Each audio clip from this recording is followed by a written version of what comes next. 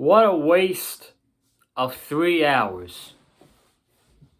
Tonight's show was a complete waste of time. You want to know why? Because last week, Drew McIntyre, our WWE champion, granted Randy Orton a rematch for the championship out of petty. And what you're asking, why was this show a complete waste of time tonight? Because they created a tournament, a one-night tournament, to see who would challenge Drew McIntyre for the WWE title at Clash of Champions, just for Randy Orton to win the tournament and make this whole entire tournament pointless, because Randy Orton was already granted a rematch. And of course, Randy Orton won the tournament tonight. Outside of that, I could just end the review right here. Outside of that, and maybe stuff with the Hurt Business, I thought this show was a complete waste of time. This was a waste of time, boring edition of Monday Night Raw. Just, like I said, a waste of time. Nothing was important outside of this tournament, and maybe a few things with the Hurt Business. But, I'm still tired from Payback. And I'm trying to save energy for a few other videos that deserve my time and energy this week. Like tomorrow night's NXT, Wednesday's AEW, Thursday's All Out preview predictions, and Saturday's review for All Out. So those videos, those shows, they deserve my energy. This does not. I'm going to try and breeze by this. The ultimate goal is going to be to try to go under 25 minutes on this review tonight. But I want to thank you guys for joining me tonight for this Raw review. If you have not already, hit that subscribe button. I need you to hit that subscribe button. So we are 7 subscribers away from 200. Yes, 6 or 7, however you say it in Spanish. 7 subscribers away until 200. I don't know how to say 200 in Spanish, but we are 200. We are 7 subs away from 200 subs. So if we could get that before Saturday's All Out, I would really appreciate that, guys. And then I'm gonna need you guys to leave a comment, and I want to know your thoughts on tonight's Raw. I need to know in the comments right now. So, and then. But before we start Raw, make sure you check out my Payback review from last night. That is approaching 100 reviews. You guys are killing it on the pay-per-view reviews, man. Especially for the main roster pay-per-view reviews. I believe the last 4 main roster pay-per-view reviews, Backlash, Extreme Rules, SummerSlam, and now Payback probably, have all gotten over 100 views. So I really want to thank you guys for that. I really appreciate that. Continue supporting the pay-per-view reviews and every review here on the channel. Well, let's get to Raw. Let's not waste any much time. It opened up with Randy Orton, who was interrupted by Keith Lee, and this was pretty much just a setup for the entire tournament. We had Dolph Ziggler attacking Keith Lee, giving Keith Lee a DDT, and we got into our first match, which is Keith Lee versus Dolph Ziggler. The winner would move on to the triple threat in the main event tonight. This was 8.5 minutes. Keith Lee won with a spirit bomb. Dolph had no chance at this. Dolph was in there to be a loser, to be a jobber, and that's all he will ever be in the WWE, is a jobber. He is their top enhancement talent, is Dolph Ziggler. Keith Lee beats Dolph Ziggler in 8.5 minutes. Why is Dolph Ziggler even in this? I have no idea. It just shows WWE's lack of superstardom in heels on Monday Night Raw, I guess. So Dolph Ziggler takes the L against Keith Lee, and this was a fine match, and Keith Lee moves on to the main event. We then got Asuka in the ring and she wants new challengers for her Raw Women's Championship. And the women that did not come out are not legit challengers. Maybe one. But we got Mickie James interrupting Asuka. And then we got Natalya and Lana interrupting Asuka. So what you're telling me is that you can't have Bianca Belair on television. She's more than ready to go up against Asuka for the Raw Women's Championship. You're telling me that your division is so bad that the top 3 contenders for the Raw Women's Championship are Mickie James, Lana, and Natalya. And yet, here's another funny thing. Lana says that she has elevated the women's division in WWE. On what planet Earth has Lana elevated the women's division? None. Nowhere. I never see Lana elevate the women's division. She never will. And she sucks in the ring. So Mickie James is saying that she wants Asuka for the Raw Women's Championship. They stare down Natalya and Lana, then attack both baby faces, and they get the heels out. And see, when we get segments like this gives us results in terrible matches like Mickie James versus Lana. This was awful. This match lasted 3 minutes, thank God. Mickie James won with the Mick kick, and that's it. So, our top 2 contenders for the Raw Women's Championship on Monday Night Raw are Mickie James and Natalya. Good job there, Bruce. Good job there. I don't mind Mickie James. Mickie James versus Asuka. I mean, that's throwback to their NXT TakeOver Toronto match in 2016. So actually, that wouldn't be so bad. But I mean, what a great job to create new stars, Bruce. What a great job to create new stars, buddy. You're doing a great job with your women's division on Monday night. You're doing a great job. I expect a match next week between probably Natalya and Mickie James. And the winner goes on to face Asuka at Clash of Champions. And this is just a filler match. This is just filler to get Asuka to the next bridge, whoever that may be. Hopefully Bianca Belair. But, I mean, I'm hoping for, if I had to choose between Mickie James or Natalya, because that's who it's clearly going to be, I'm going to go with Mickie James over Natalya. We got the second match that go into a triple threat. We got Randy Orton versus Kevin Owens. We see Randy Orton walking out of the closet of Aleister Black before this started. Owens is making his entrance. Aleister Black attacks Kevin Owens. He throws him on the barricade, gives him a knee strike to the face, gives him a black mass, then he walks away. He throws Owens in the ring. Owens is like, come on. So the match ends in 15 seconds. Owens gets a chop in. Orton hits an RKO, and Orton's going on in the main event. I guess Aleister Black is a full-on heel. I hope they go all in on this. The guy is super talented. I think this could work. And, they're simply just doing this because, Aleister Black and Kevin Owens both have nothing to do. So they're going to feud with each other.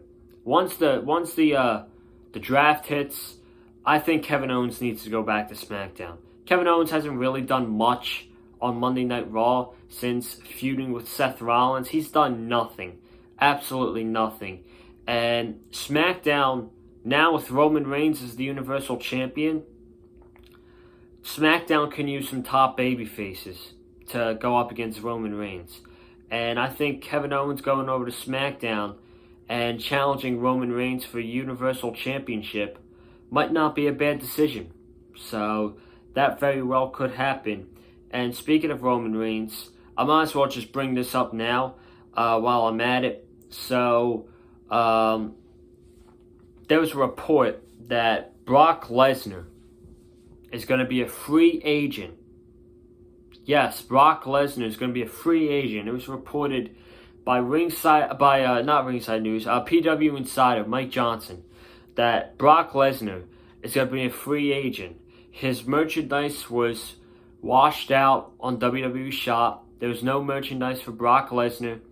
And even WrestleVotes came out and said it's true, but it's more likely that they're not going to use Brock now. They'll contact Brock when they need him. And Brock will contact them when he wants to go back. So because Brock's from Canada, it makes sense.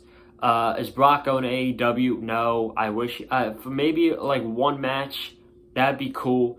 But I mean, Brock will be back. My Roman Reigns, Brock Lesnar, WrestleMania main event prediction still stands. And I'm guaranteeing you that's going to be the main event for the Universal Championship at WrestleMania. VIP Lounge with Bobby Lashley. This is most likely to set up a 6-man tag with Cedric Alexander, the Viking Raiders versus the Hurt Business. The Hurt Business has been doing great things on Raw. We all know that. Tonight, I think they did a phenomenal job. Not really. The match really didn't mean much to me. But the aftermath. So the Raiders, Bobby Lashley, and Shelton Benjamin are brawling on the outside. And Cedric Alexander rolls up MVP for the victory. MVP smiling. He's laughing it off. Lashley and Benjamin go to attack Alexander. And MVP's holding back the Hurt Business. He's like, no. Do not attack him. Do not attack him. And then all three of them are clapping at Cedric Alexander. He's like, Bobby Lashley's like, raise your hand. And they're just letting it all go. And I love that MVP held back Bobby Lashley and Shelton Benjamin because it shows that he still wants Cedric in the Hurt Business. And I absolutely love that. I love that concept of it. And then the backstage attack after the match was even better because we came back from commercial. The Hurt Business was attacking Cedric Alexander backstage. And right when they were done with attacking Cedric, then came in Apollo Crews and Ricochet. And then MVP was like, there's your friends. Your friends just got here. So I love that a lot. That Cedric was getting beaten down by Bobby Lashley in the Hurt Business. And his friends didn't show up for him. They showed up after the attack and not during the attack. I love that. And I feel like the Cedric Alexander turn and him joining the Hurt Business, I think could be great.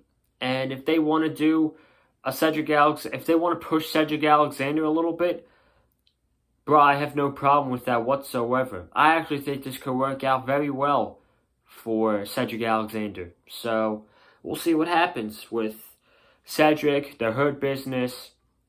All I know is with the Hurt Business, this feud with Apollo Crews is getting old, man. It's getting old. We just need to move on from this. Clearly, they're going to do a rematch at Clash of Champions with Bobby and Apollo. And then after that, man, we need to be done. They've been feuding for way too long. They've been feuding since freaking June. And we need to move. Apollo needs to move on from the Hurt Business. And the Hurt Business needs to move on from Apollo Crews. Enough said. Ruby Riott the Riott Squad defeated the Iconics, and a winner would become the number one contender for the women's tag team titles, and the losers were no more. Oh my God, there's a heaven. There's a God. There's a God above us. The Iconics are no more! The Iconics are no more! This made my night. I'm joking when I say that, but this made my night. The Iconics are no more. And what made me more happy, what made me more laugh, was that there was a stan. There's an Iconics stan that attacked me online. It said, "Bitch, go Riott." And then it said right back to me that they clearly see my profile picture with an AEW shirt on. So, of course, he goes to attack me because I'm wearing an AEW shirt. And he says, "Nobody from AEW will ever be famous than the Iconics." And I just laughed. I just laughed for like 3 minutes after that. Super ridiculous. These people like these, they need to go. These stan accounts, they're ruining the IWC.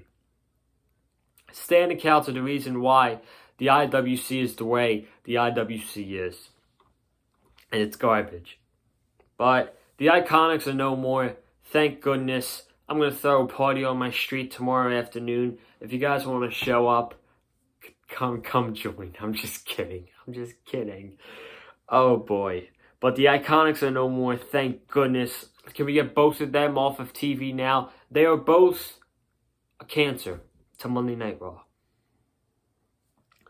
Seth Rollins versus Dominik. In the last one-on-one match to get in a triple threat match later tonight, this was supposed to be Rey Mysterio, but it was reported that he torn his bicep or tricep at Payback, and he'd be out 4 to 6 months. That's a damn shame, man. That's a shame. I feel bad for Rey Mysterio, but I mean, he said what's bad for him is good for his son Dominik, because I guess now Dominik gets to focus on himself now. And Rey Mysterio will kind of be a manager for him. And this was a good match between Dominik and Seth Rollins. Rollins kicked Murphy out of the ring before the match started. He's like, "After last night, you kicked me in the face and then you got pinned by Dominik Mysterio. You got pinned by Dominik Mysterio. I don't want to look at you. I don't want to talk to you. I don't want to speak to you. I don't want to see you. Get the hell out of my ring." Then he tried to say something and Rollins was like, "Shut the hell up." And he smacked him in the face. So, the Murphy heel turn is coming. The Murphy heel turn is coming. And it needs to come. It needs to come. Murphy needs to go on himself. He can't just be recognized as Seth Rollins' lackey. Because that's all he's been recognized for all these months. It was just him and Rollins. He's been recognized as Seth Rollins' lackey. And I think it's time to move on. And with Rollins reportedly going away, what better time for Murphy, for Rollins to go away than have him put over Murphy on a pay-per-view? I think I said this last night on my review and I'm saying it again. I think that'd be great. So Dominik hits a 619 at the end. He hits a head scissors into the ropes to Rollins goes into the ropes. Dominik hits a 619. Dominik misses the splash. And Rollins hits a curb stomp and beats Dominik. Then he curb stomps him again after the match. Do I even need to talk about Raw Underground? The first Raw Underground match was Riddick Moss versus Titus O'Neil. And Riddick Moss beat Titus O'Neil. Let's move on. We got the Street Profits versus Andrade and Garza in a tornado tag match. This is WWE insulting our intelligence, folks. I don't know if you guys remember, but do you guys remember when the Street Profits defeated Angel Garza and Andrade clean? They defeated them clean as a whistle at SummerSlam. So why are we getting the same two teams in the same feud? I'll tell you why. A, WWE lacks creativity, and B, WWE doesn't care about the tag team division. They don't care about the tag team division, and they never will. They never will. This was a waste. 10 minutes, decent match, probably leading into the best match of the night. Then Montez Ford was doing his Ultimate Warrior, and the lights were flashing, and I just threw my hands up in the air because I knew what was coming. Retribution came out. Garza got Debbie Burnett out of the way, and Retribution attacked the Street Profits, Andrade, and Zelina Vega. And then backstage, Garza and Debbie, Garza was like, I'm going to do anything I can to protect you. So they walk into the exits, and out of the exits come Retribution. Garza runs first, and then Debbie Burnett follows. I'm sick and tired of Retribution. Just have them unmask themselves. The fact that Retribution have been off pay-per-views for the past 2 weeks, they were off SummerSlam, and they were off Payback. And no one has even mentioned Retribution being off the show. So that right there tells you that people just do not care about this group. They don't care. They don't care at all. And then we get to the final Raw Underground match, which was Shelton Benjamin versus Apollo Crews. And this turned into a no contest, I guess, because Crews and Benjamin bumped into the Hurt Business. So they attacked Crews. Then Ricochet and Cedric Alexander got in the way, and it got into a big 6-man brawl with Crews, Cedric, and Ricochet and the Hurt Business.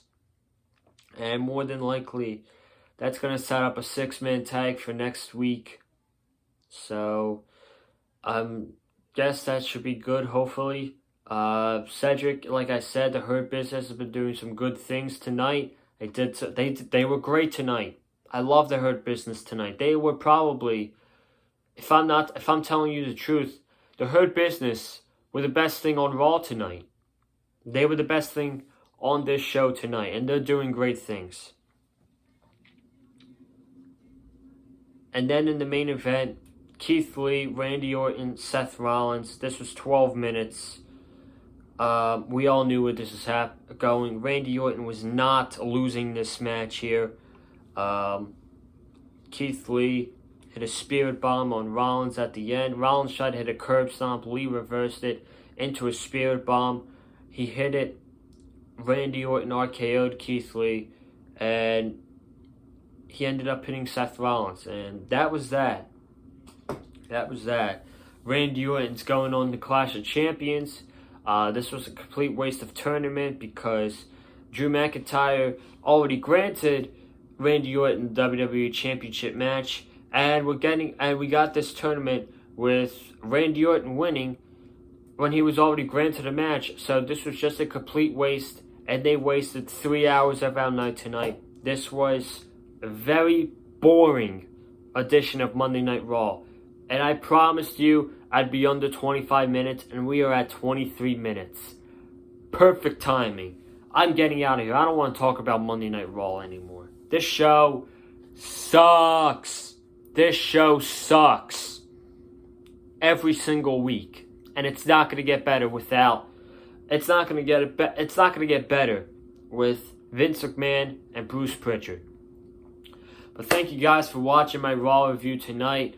If you have not already, like I said, subscribe to the channel. We are 7 subs away for 200 subscribers here on the channel. And then, like I said, man, comment down below. Comment down below your thoughts on tonight's Monday Night Raw. Hit that like button if you enjoyed what I had to say about everything regarding Monday Night Raw. Randy Orton versus Drew McIntyre Clash of Champions. The Hurt Business. The triple threat at the end, the whole entire tournament tonight. If you liked what I said about everything on the show, hit that like button, man. And then follow me on Twitter at Colin_Joseph. We're close to 1.3k followers on Twitter. And also, make sure to share the video and turn on the bell for notifications. And I will see you guys tomorrow night for Super Tuesday NXT right here on the Big Fight Field channel. Have a good night. Stay safe, guys.